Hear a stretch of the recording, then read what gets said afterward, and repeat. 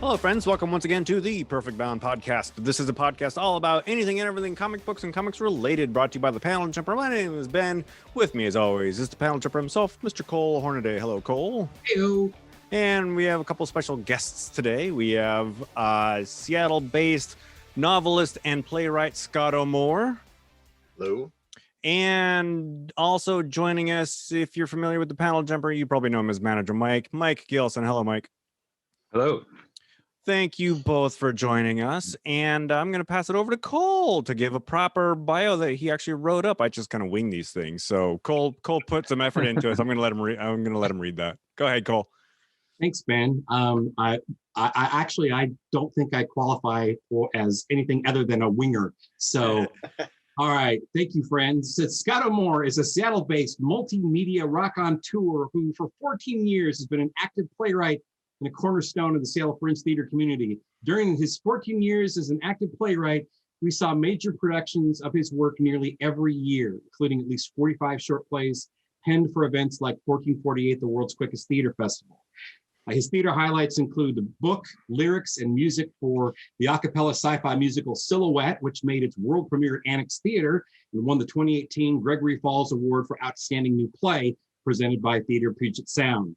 In 2011, Scotto also wrote, directed, and produced 3 seasons of the sci-fi comedy series The Coffee Table, and he later wrote and starred in the horror comedy play H.P. Lovecraft, Stand-Up Comedian.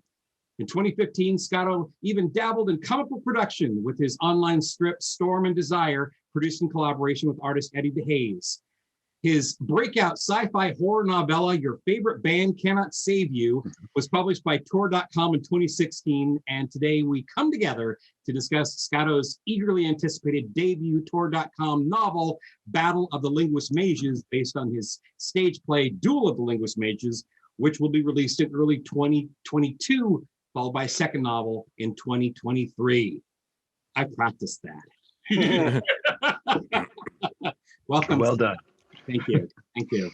So, first off, let's just start by some basic bio info. Scotto, are you from Seattle, and how did you get started writing? Have you always been writing, or is this a later in life development?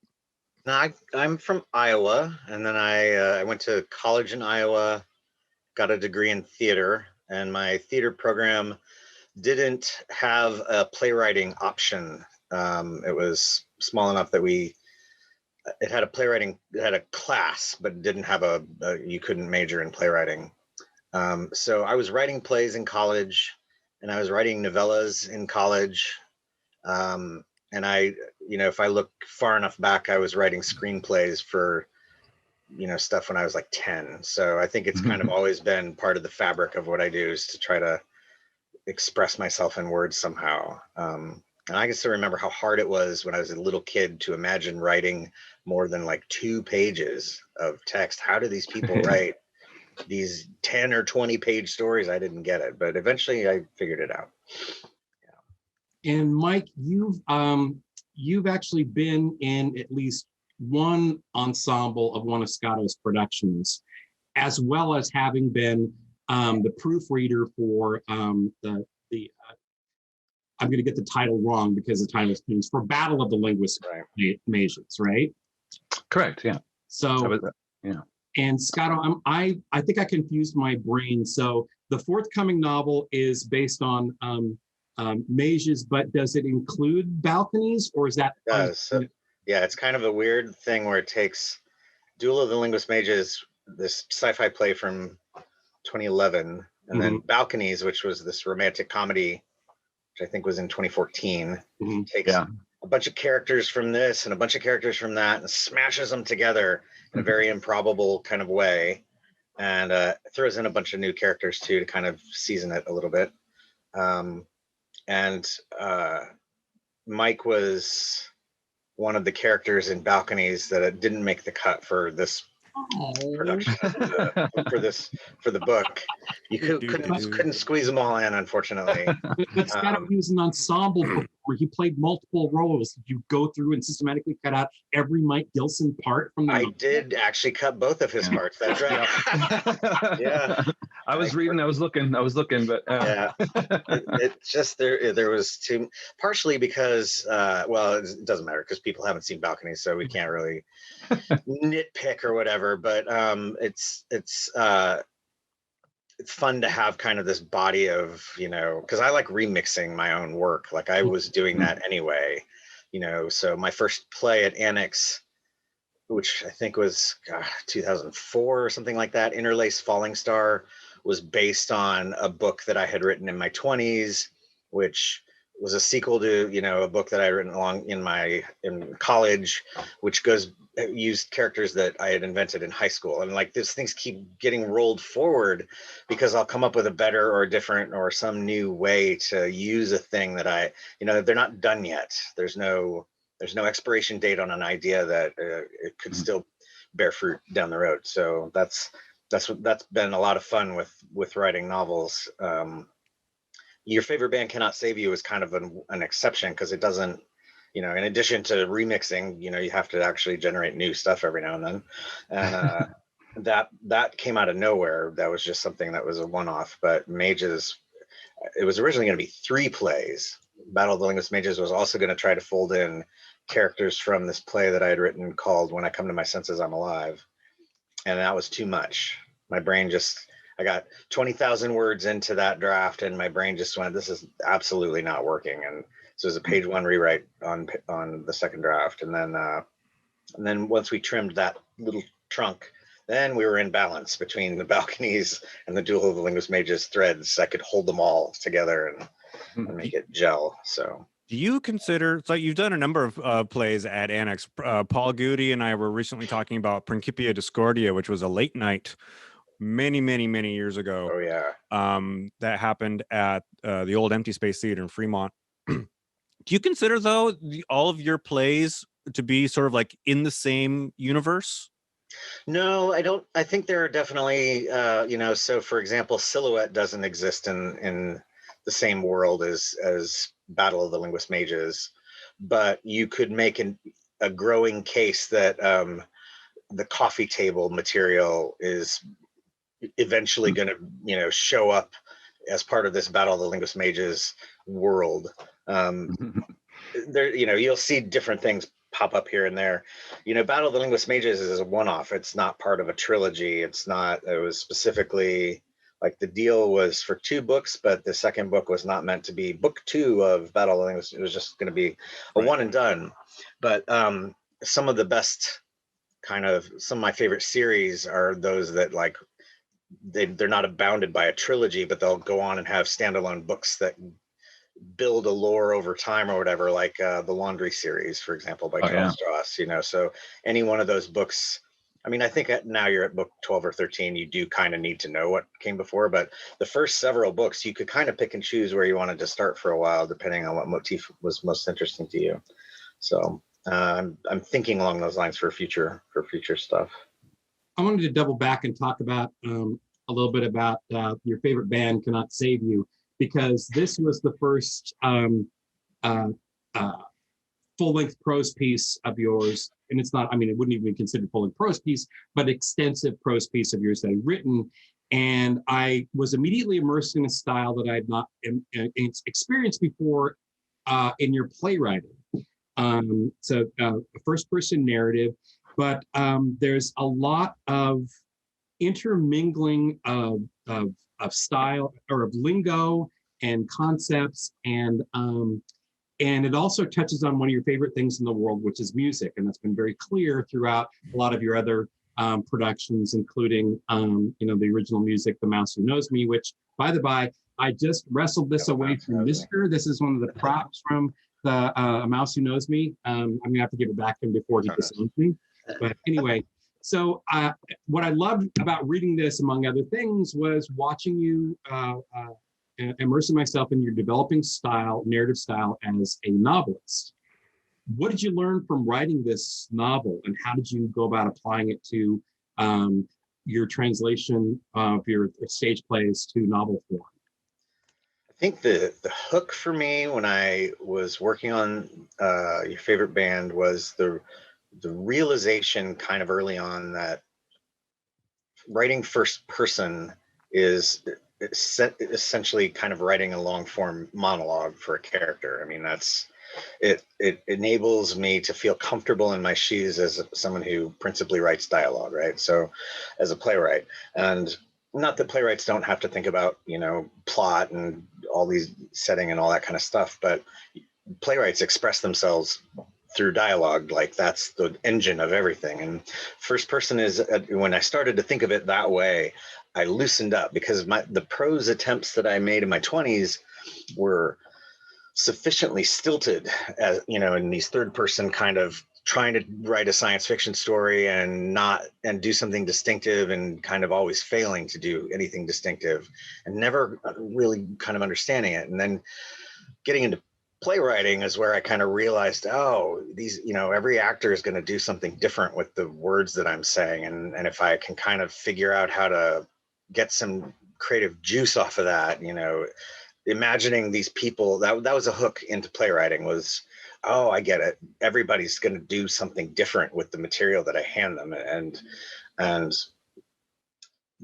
you go from, like, at least I did in my early days, like having a set of voices in my head that I would always hear, like, this actor, I would constantly, and maybe other playwrights in Seattle are like this, but like I would write a male lead and go, this is probably Daniel Christensen, and I would just hear his voice, and even if he never auditioned, it helped me as kind of a learning, you could call it a crutch to kind of think that way too, because then what 1448 taught me was the reverse of that, which is you have no idea what voice is going to get your words, and it has to still be specific.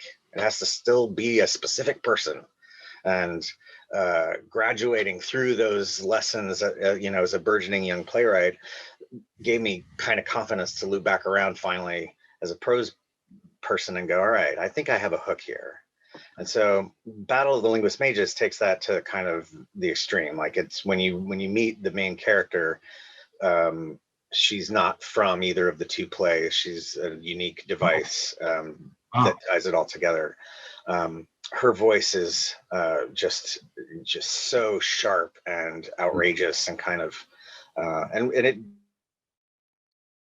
second draft of the play, or of the book, was an experiment in voice that kind of failed dramatically, and we had to throw out the entire second draft, and boom, right, third draft from scratch. The third draft is the one that kind of went, I get it. And then we did a couple of more revisions, but we were locked. We had this character's voice. So that's kind of the long way of saying, theater fed the prose in that very specific way.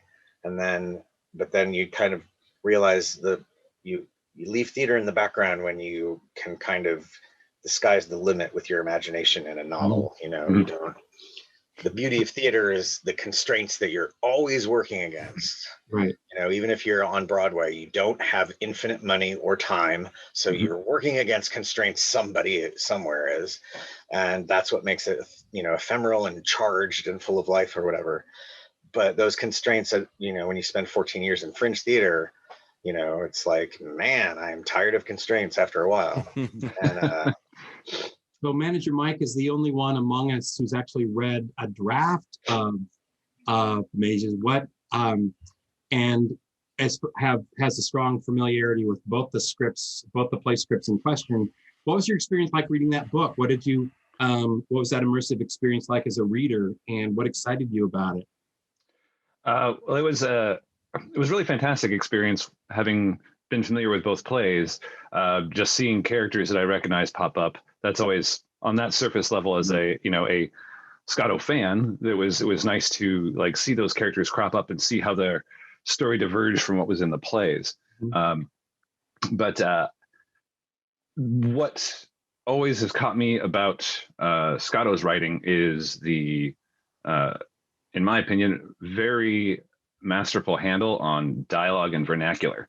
The voices that he creates for the characters are incredibly real and grounded, and seeing those characters interact that way is always, it's always fun, and it's very engaging, and it really kind of pulls you in, even when the characters aren't necessarily talking there, but because of the first person aspect, their internal monologue that you get to read is full of that same really dynamic nuance.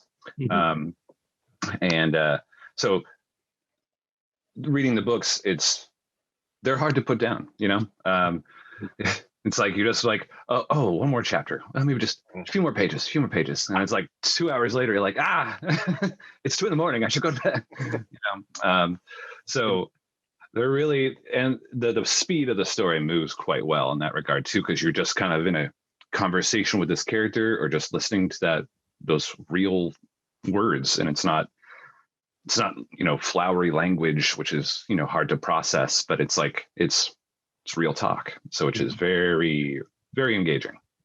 So Scotto, did you sort of touch on other authors' style that inspired you when you started writing, or did you come out this whole cloth? Because when I was reading your favorite band, there were moments where I'm like, oh, I'm digging this because it reminds me of, and there were moments that remind me of John Dies in the End, which is not as fun a novel as this is, but there were just these moments of real world busting up against Lovecraftian dread and that sort of thing. So were there authors that were speaking in your head as you were writing?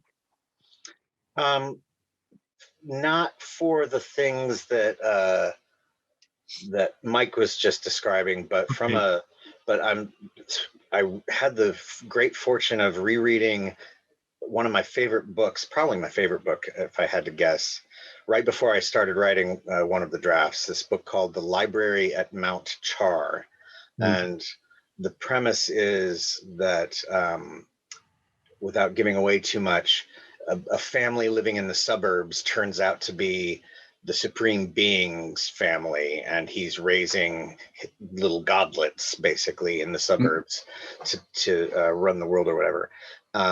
And it's just deep and moving and funny and demented and all these things that I wanted my thing to be. And so I took direct inspiration from kind of that vibe of, if there are gods, they still gotta eat and they gotta learn. That's, they don't start with all of their godlike skills. They have to go through a training process maybe. And that you definitely can see that in Battle of Linguist Mages, which is the main character is a video game player. And in video games, that kind of conceit of, I just leveled up and gained another set of godlike powers, and I have now got the new magic artifact that makes me 28% more deadly and whatnot. She's a flamboyant video game player, so she models her own kind of life that way, and events in the story kind of correspond to the way she believes to that outlook as things progress. But Charles Stross is also like this other huge kind of general inspiration. And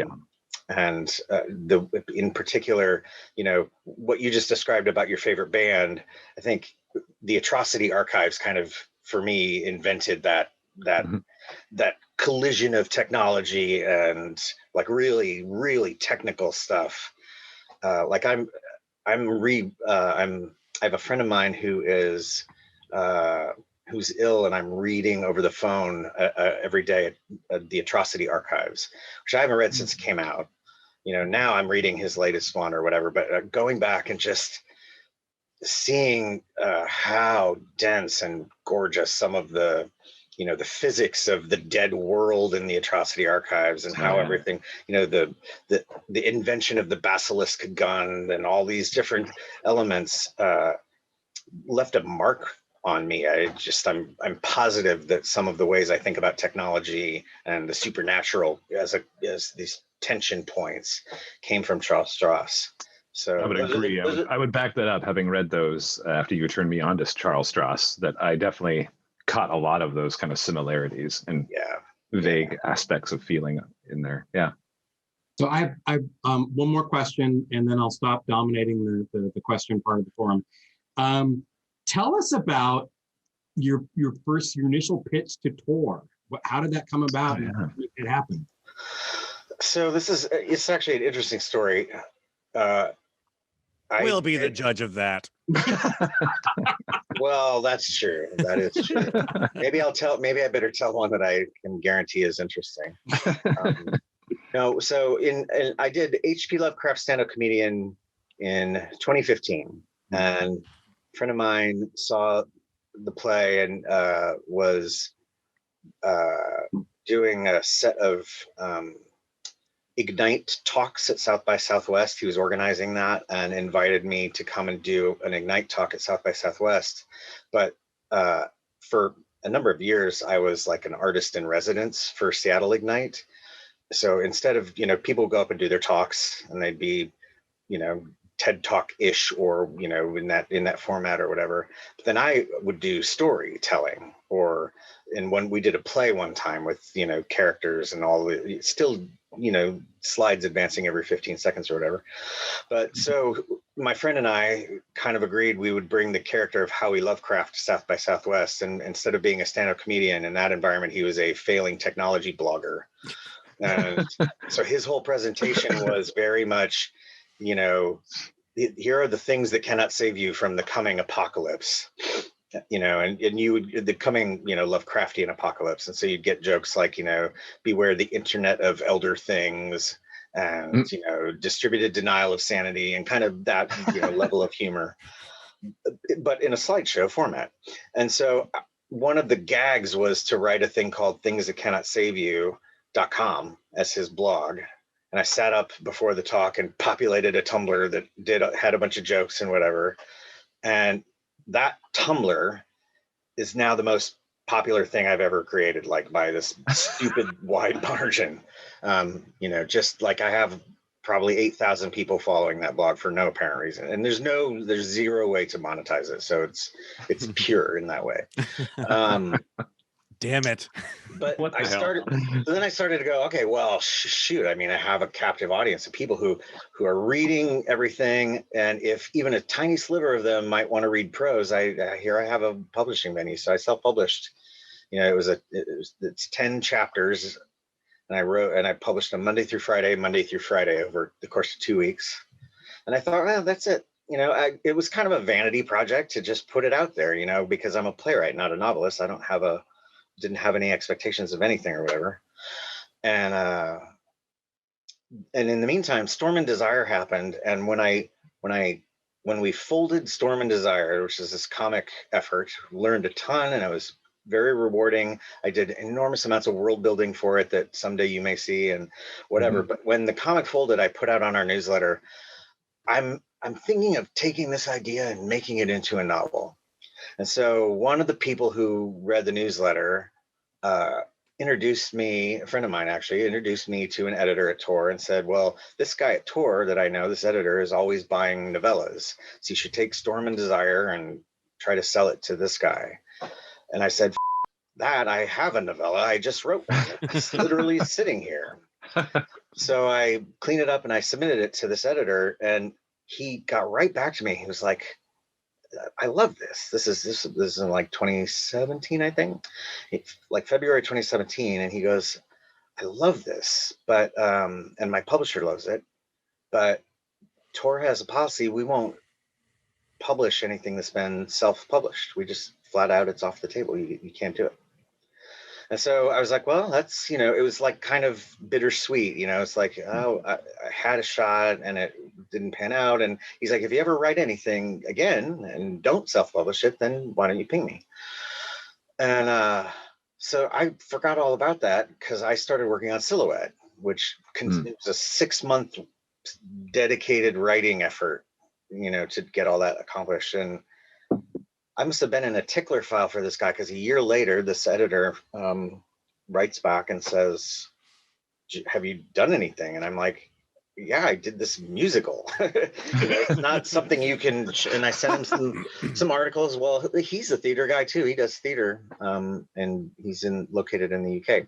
So anyway, I made this, I don't know that this had anything to do with it, but I made this kind of joke that said, by the way, this book that I self-published, and because I had put it on Amazon to make it convenient for friends to just like find it in search and get it as a whatever, it makes me approximately 25 cents every quarter on Amazon, because I have never promoted it. It's not a, whatever. The next day he comes back and goes, well, I tried again, and this time we're going to buy it. And so they broke their own rules. Yeah. So, the book that got self-published in 2016, they buy it in 2018, and it comes out in February of 2019. That's when it actually went out. Now, if I had been really super savvy about publishing, because, there's like a long lead time for actual novels, like it's like 2-year lead time or whatever, but I had written a musical instead of a novel, so I didn't have a novel waiting for me, and oh, you like this, well, here's my stack of unpublished manuscripts, because I have always been of the mind that I like to see the plays that I write, like I write to get produced. I don't write to, it's not an academic exercise. It's like, let's go make a piece of theater. So anyway, that's why. So it must have been like Silhouette close. Sorry for the long form history here, but it all weaves together. Silhouette closed, and that summer I kind of finally got going on writing Battle of the Linguist Mages, thinking, okay, this editor might listen to me. Like, your favorite band was a 1-book contract. There was no guarantees that anything would ever happen again. But I thought, well, at least I can convince him to potentially read a new thing, but it has to be really fantastic or whatever, which, isn't saying a lot. I mean, everything you do should try to be fantastic or whatever. But it took me a lot. Like, I leveled up a lot trying to write Mages through the help of some very committed friends who like really chipped in and kind of bolstered me, and Mike included. But I have one of my closest friends went through Clarion West, and she's a writer who, in addition to, she unsparingly just sharp about critique, and has learned the language of critique from, the best, and kind of, there's just nothing you can kind of slip past her. So when you think of all of, the theater version of that is like extreme. It's like, you write the first draft of a play and you invite 15 actors and some designers, and you're in the same room for them to sit around and tell you, well, this is terrible, like this is terrible, and then that was terrible, and you get a real, like, you can either just, people fold under that pressure. People literally take zero feedback because they can't handle it, all the way to my extreme, which was, I will take every good idea that anyone is presenting here, and I will harvest these ideas and claim them for my own. And that's how you improve. You just, like, that sense that anytime somebody has an experience with your work, it's legit. Like, they had that experience. Like, if they told you they didn't like it for a reason, that reason's totally valid. You have to live with its validity. You have to make a conscious decision to go, well, I just don't care because I think it gives me these other effects, all the way to, that's not what I meant, And anyway, so with Mages, I overcorrected in this one way, which was, was really overconfident at the end of the second draft. And I reached out to a lot of people, which you didn't read, Mike. You got I got version 4. Yeah. You got version 4. So a bunch of people got version 2, and I was really psyched. And people started just giving me these confused kind of responses. And then my close friend who that I was just describing got back to me. She's like, no, nope, no, not good. It was not good. And it's good to have friends like that. Yeah. Because I mean, it just spared me a lot of heartache right out of the gate. And when I understood, when I lived with kind of her feedback for a while and kind of had that realization, like, there's nothing salvageable. Like, I have to start over from scratch to make the improvements that she's suggesting are in the DNA of the piece. They're not just at the surface level of the piece. So anyway. Is that when that happened and you realized that you had to start from square one, is that like heart-wrenching, or were you sort of like, did you want to start over? Were you ready to put the project away? Were you what's that like, knowing that you have something but you need to just do it over? Yeah, it's a good question because it's demoralizing. It feels initially like a major setback, even though you are learning a great amount about, like, if you're being honest with yourself and you see the flaws for what, when, you know, once the spotlight's on the flaws and you kind of go, oh, you're right, it's very demoralizing. But by the same token, she had seen enough things in there like this. Why aren't you doing more of this element? You know, why is this character so the main character was borderline sociopathic in terms of how arrogant she was. And so, you know, so just being able to correct that changed a whole flavor about the book when she became more of a, I think the analogy is she became less of a, if you're a gamer, if any of you have ever played a D&D like a game in your careers, she became less of a kind of sort of chaotic, neutral, rogue, assassin type character, and became more of a baby paladin who doesn't know that she's got that capability. And that's a dramatic swing in terms of character. Yeah. Not a dramatic swing in terms of what I needed her to do in terms of the plot. Like I saved the major set pieces from the book in terms of the sequence of the big events, like, you know, well, I'm not going to tell you, that would be spoilers. These big events that happen, all those events happened in that order, but the way in which they unfolded was just completely started over from scratch on every level. The villains got better in that third draft, like there's this cabal of bad guys that kind of shape up, and I started to really get individual voices for them. And that was some of the feedback that I got on the second draft from some of my friends who were really confused. They were like, for someone who is supposedly good at dialogue, all of these characters sound the same because you don't seem to know what the hell you want out of them. And once I went back and made them more specific in my own mind and kind of gave them each an individual kind of tarot card style of personality, you don't need much but to differentiate people from each other when you're at the brainstorming level, but you need something, and I hadn't done the work. So going from the second draft to the third draft was like a level up as a writer, like just period. Like I kind of had some epiphanies that are irreversible. Like now I can hit the ground running without those first two drafts, you know, and subsequent. And then this is how it went with playwriting. Interlace Falling Star took me 8 drafts to get to production. Silhouette, we produced the second draft. Like it got some feedback, we made some rewrites, and boom. And that's 14 years of like work, like, you know, to narrow down the number of drafts that you need to do. And sometimes you spike back up because the thing you're trying is really ambitious and you blew it. But anyway, the other, then I should mention this, just you saw the fourth draft, Mike. So things were really starting to get a polish, like a veneer. And then after I took your feedback and some other people at that level, I hired a sensitivity reader to come through and help me take it across the finish line a little further, which is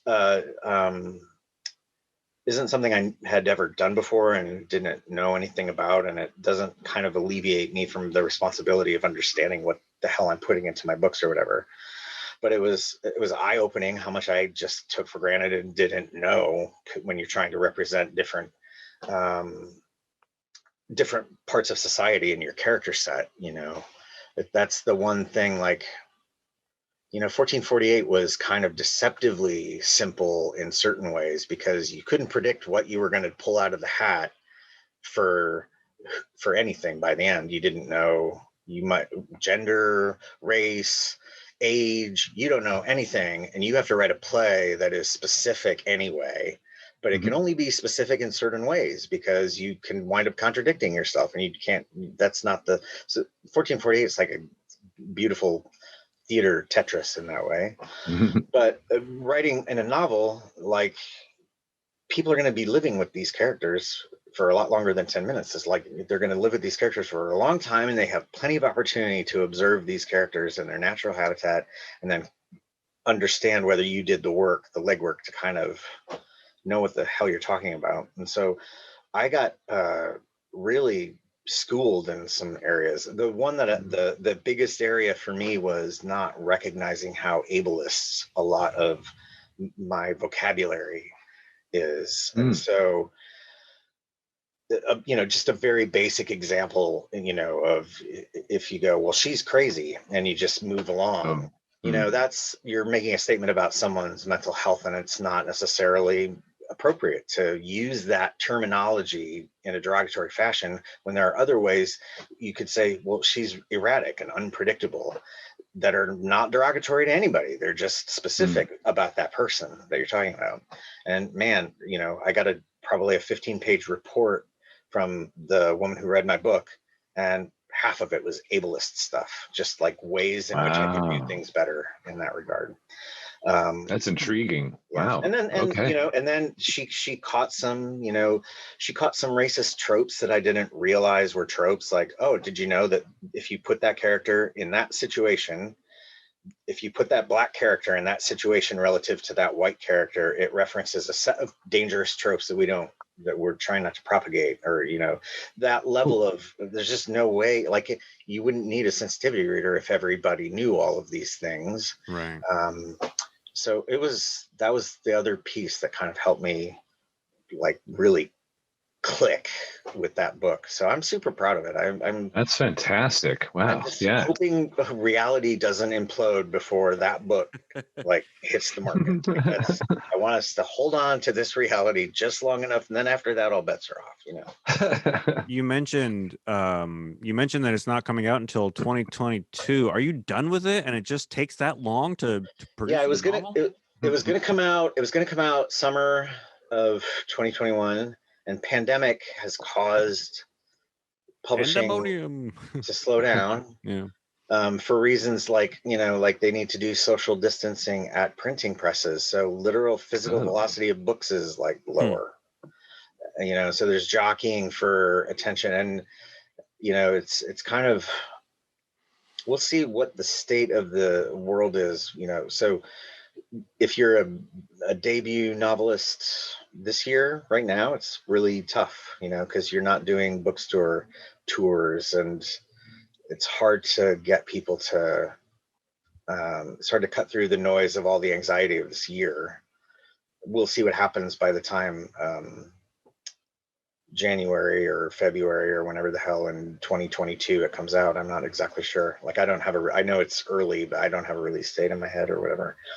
But people are starting to do things like, this has gotten me pretty tickled thinking about this. People are doing virtual book tours.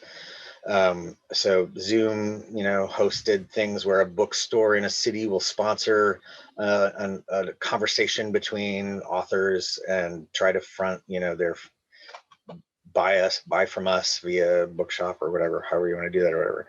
And I suspect that there are few authors who are doing these virtual book tours who have the theatrical background that I do, who are flamboyant about PowerPoint as I am. So I'm eager to push the format of the virtual book tour if I get the opportunity. We'll see how it goes. Well, I remember you at your panel that you were on at Comic-Con for your favorite band Can't Save You, and like just your usual Scotto Sedonic way of describing the book and everything was really appealing to people in the audience. Yeah, that was fun. I'm nervous about doing panels because Emerald City Comic-Con is like home turf. It's our stomping ground, and I was thrilled to be a participant at Emerald City Comic-Con. I loved it. But I've had the opportunity since to, like, I went to Worldcon, which is the big sci-fi thing. I'm, by the way, completely ignorant. I didn't know Worldcon. I had never heard of it. And my editor Yeah, my editor, and it's like where the Hugo Awards are. I think it's the Hugo Awards are given out, right? Oh, okay. So my editor is coming over from the UK that year to go to World, because before my book had been published. So I was like, there was literally zero reason for anyone at the conference to know who I was. But my editor was coming over, and the con was in San Diego, which is a hop, skip, and a jump from Seattle. And so I went to that con, and you know, the value of it was getting to meet and have a half-hour conversation with my editor like that. It was worth all the rigmarole. The conference itself, I'm kind of like, well, there was a lot of drama. And then I went to a couple, like the online Nebula conference and the online Worldcon this year, where George R.R. Martin kind of made a fiasco of the award ceremony, and there's a lot of drama around these cons, and I'm just a little old, like, I don't know half these people and I don't understand. But one thing I do understand is that people who organize these cons are getting tripped up on diversity in really bad ways. They're not they're not doing the legwork to kind of get the right audiences in to address these topics with like finesse and like nuance. And there was a new con that I completely missed because I had been to like 4 or 5 cons that were not that exciting to me. This was called FiaCon, and it apparently blew like everybody out of the water. Like everybody's now like, I'm stoked to see, you know, to be first in line to buy a ticket to this thing for next year. So I don't want to like, I feel like I have a lot less to contribute on a panel than just about anybody I can think of, unless the panel is like this, like, let's talk about how playwriting inspired your novels. Right. I am happy to discuss that very specific slice. I am an expert on creativity. That. Yeah, exactly. But I'm not prepared to talk about world building. I am not prepared to talk about, you know, hard science fiction topics or anything like that. I'm just the weird thing is I'm a fantasy writer now. Like I was writing science fiction for all these years, I thought, but now I'm classified as contemporary fantasy. Yeah, go figure. Scotto, without being too spoilery, and for those who may not be familiar with your oeuvre, I like that word. It's a good one. It's a good one. Can you kind of give us an overview of the story of Mages and maybe a little bit of Balconies to titillate people's imagination and build their anticipation for this story? I just got done rereading the scripts, and I saw both the stage. Be quiet. I saw both of the plays staged when they were originally produced, and it was wonderful to go back and visit that language and those characters. So they're all fresh in my brain, but what it dawned on me is like there are people who are going to be sitting down and watching this and not be familiar with your oeuvre. So right. Tell us a little bit what happens in both those stories and what's exciting about them to you. Sure. Yeah. Well, so Duel of the Linguist Mages, the play that kind of inspired a chunk of this, came about because I was talking to a good friend of mine who I'm going to get some aspect of this wrong, so this don't quote me on this, but right. She was working in the field of she was a linguist, computational linguist, I'm not sure, but a linguist working in the field of internationalizing speech recognition systems. And when we were at a party and she was describing what she did for a living to me, and I was like, that literally sounds so impossible that it is science fiction. It's just, you know, that whole old saw about the future being unevenly distributed. Like there is some amazing technology, and this was in 2011. So I asked her if she would consult with me, and we, you know, help me build a script, because I immediately went to nefarious places with, you know, well, if you can do that with, you know, then ipso facto aliens, you know. And the premise of Duel of the Linguist Mages was that you had this little advertising agency that had figured out a way to pack more meaning into an individual morpheme than should be possible. And they do nefarious things with that. And a morpheme is the smallest kind of unit of meaning that you can ascribe to a component of language or whatever. So then meanwhile, a few years later, Balconies, the whole hook for me when I pitched Balconies at Annex I didn't Remember have a that. script. I'd reached my lazy, leisurely age of now I'll simply throw a pitch at you, and next year I'll just give you a title, and the year after that I'll just bring in a perfume bottle and mist it. I was getting kind of lazy. No, I'm kidding. But Balconies, the premise was I wanted to do a play. I really wanted to do a play that took advantage of one of the things Fringe theater really can do better than professional theater sometimes, and that's put a huge number of people on stage because they're not paying everybody. So you can have as many volunteers as you can convince to show up and put on a costume. So we had 14 actors playing, each of them playing 2 or 3 characters, probably. But the premise was on one balcony, you had a governor candidate throwing an elite fundraiser for the hoi polloi and the Silicon Valley kind of technocrats and the political leadership of the state or whatever.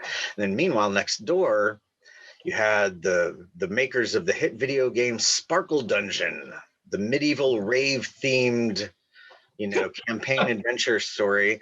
The Sparkle Dungeon 5, Assassins of Glitter is being released, and they're throwing a giant party. And so actors and musicians and performance artists and everybody. And so they had their balconies are what you see on stage. They abut each other. And so hijinks ensue as cross-pollination of these 2 wacky camps kind of unfolds or whatever. So good times. Half of the characters from each of those plays made it into this new book, and I want to read something to you because I can literally share with you. It's in the form of, you can imagine it as in the form of a monologue. I wrote a little press release type of thing to try to convince Lee, my editor, to read it. And so this is my official blurb for Battle of the Linguist Mages, which is: in modern day Los Angeles, a shadowy cabal led by the governor of California develops the arcane art of combat linguistics, using it to subvert society and plant the seeds of a future totalitarian empire. The young gamer Isabel Bailey, queen of the medieval rave-themed VR game Sparkle Dungeon, may be the key to the Cabal's future success. Her prowess in the game makes her an ideal candidate to learn the secrets of power morphemes, unnaturally dense units of meaning that warp perception when skillfully pronounced. But Isabel's reputation also makes her the target of a resistance movement led by spell-casting anarchists who have surreal and impressive magic of their own to teach her, and who may be the only thing stopping the cabal from unspeakable acts. California's on the brink of a terrible transformation, and Isabel finds herself torn between power and idealism with 40 million lives at stake. Time is short for Isabel to level up and choose a side, because the cabal has attracted much bigger and weirder enemies than the anarchist resistance, emerging from dark and vicious dimensions of reality and heading straight for planet Earth. Who will survive the battle of the linguist mages? Yeah. The first time I was sitting in the audience, first time I saw Mages, the concept of a power morpheme was absolutely mind-blasting to me. And maybe it was my poor sleep state, maybe it was the quantity of drinks I had in my body. But we get to the bottom of the second act, and I believe, and there was a power morpheme moment, just a simple phrase that hit me in my heart and made me weepy. And that was the concept of weaponized hope. And that just struck me. And I mulled over that for weeks and weeks and weeks, and made the mistake of getting into debates with people about what it meant, because that also meant trying to describe this very high concept play and things like that to them, and it just wasn't working. So I have lived with this idea and revisited, of course, when I reread the play. But I was like, yeah, that's such a reflective thing. It's like, Scotto, you just hit me with a power morpheme here. It's not fiction after all. No. So That's awesome. Great. Scotto, you said that you have another book coming out in 2023 for tour. Can you tell us anything about that? I cannot. And the reason is, so I've written 2 books since Mages, and the first one that I wrote, I sent to my editor, and publishing is excruciatingly slow. Well, this is news to me. So like, you send it off and it's just crickets for months. God. And then out of the blue, oh, I finally read your thing. Ha ha ha ha. Do you even get my email? It's just picking up where we left off 6 months ago. So in the amount of time it took me, so I wrote that book, I submitted it. I submitted it on the day the contract specified it had to be done, because I had been getting feedback up until the last minute, and I shipped it off. And I loved this book that I had written. I love all my children. But then I got a new idea. And so I wrote I got like 90,000 words into this new book, enough to know I better tell Lee that there's another option on the table, that this new thing, it's a balance. It's like, on the one hand, maybe it's just the newest thing is the best thing because it's new and shiny. So let's just skip to the newest thing, and maybe we'll loop back around to that older thing. But there's also a sense that the 2 books are very different in tone and style, because I don't like to explicitly repeat myself just 100% or whatever. I'm trying to learn and push myself and whatever. So the second book that I wrote after Mages was kind of a little darker and grittier. And then this new book is more of a spiritual successor to Mages. And so it might be better to flip the order that they come out if I'm given a choice.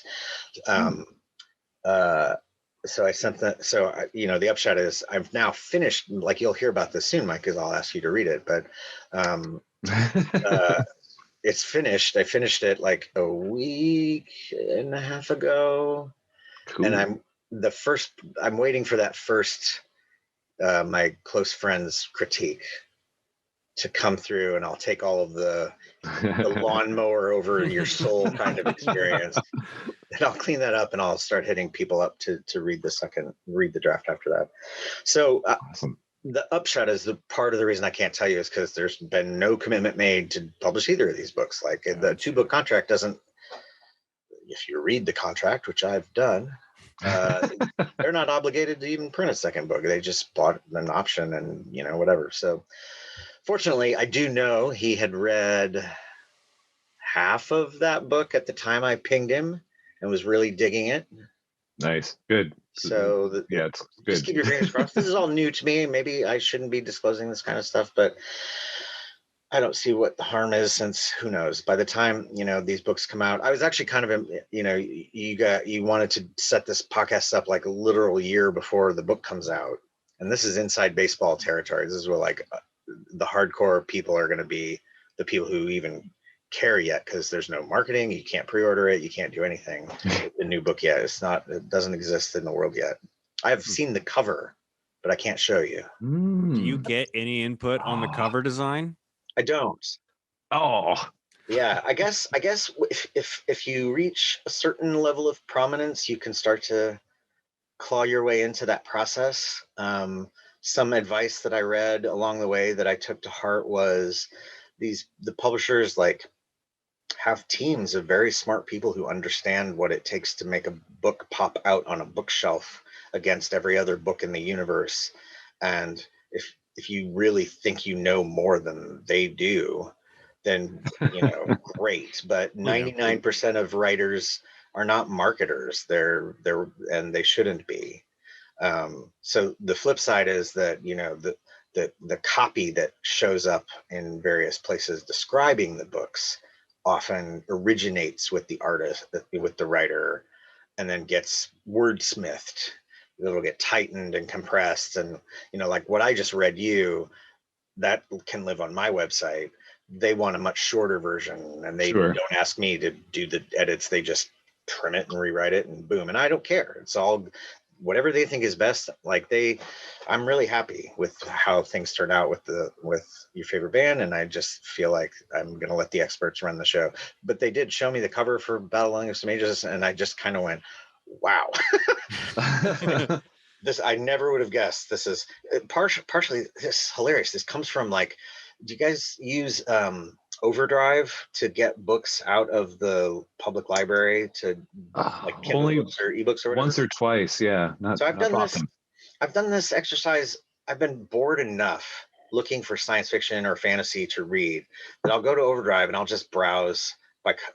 You'll get like page after page of grids of covers, and I can't tell you how many stereotypical, like there's just a cliche of like the badass hero of the piece, she's like got her back to the camera, kind of looking over her shoulder like this, with a rifle in one hand and a machete in the other, and I know the pose you're talking about. and there's like hundreds of these books that use that template. So that's what I was expecting. I was like, we're going to see Isabel. She's going to, be in her glitter steel jumpsuit, and she's going to have her artifact level blades per minute weapon that she's got sitting over, and they didn't do anything like that at all. And so that, again, like if you relied on me, I would do the tropey thing in that case. They apparently had better ideas. So cool. All right. Sounds like we're coming near the end. Scotto, if people want to read more of your stuff or check you out, where should they go online? Scotto.org has a really detailed kind of history, and it's a big archive of material. So there's lots of fun stuff there, and it's not all long form. You see tons of short hits, so. Something that I encourage those not familiar with Scotto's work to spend time with is his web series, The Coffee Table, which is this beautiful, beautiful pastiche of different things that we love about science fiction and fantasy storytelling, and all lovingly rendered and in a beautiful, beautiful way, all created by local artists, actors, designers, and shot in his own home. That's not disruptive. And it's really fun, and it's one of those hidden gems of the internet that I want to encourage people to come back and rediscover or discover for the first time. So The Coffee Table. Thank you. Check that out. Yeah. Thank you. Yeah, I was just curating. I was looking at the YouTube dashboard for comments. Just I forget what led me there, and somebody had left a comment on the final episode of The Coffee Table, which not very many people get to. Right. Yeah. And they were like, this person goes, well, I don't know what to say here. When season 2 landed out of the blue, I couldn't believe it. And then a year later, they delivered an ending, and it's really weird and good. How did this happen? And I'm like, you are asking a good question. I think I can tell you.